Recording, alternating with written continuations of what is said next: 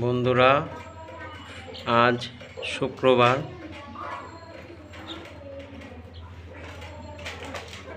আমার মুরগির বাচ্চাগুলোকে ওদের মা থেকে আলাদা করলাম।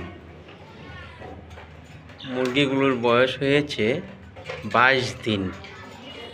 ওদেরকে মা থেকে বাচ্চাগুলোকে আলাদা করে দিলাম। এখন ওরা নিজেরা খেতে পারে এবং চলাফেরা করতে পারে। বন্ধুরা, আমার এই মুরগির বাচ্চাগুলোর জন্য আপনারা দোয়া করিবেন। আমার এই চ্যানেলটি আপনাদের দেখার জন্য সাবস্ক্রাইব করবেন এবং নতুন নতুন ভিডিও দেখার জন্য অনুরোধ রইল।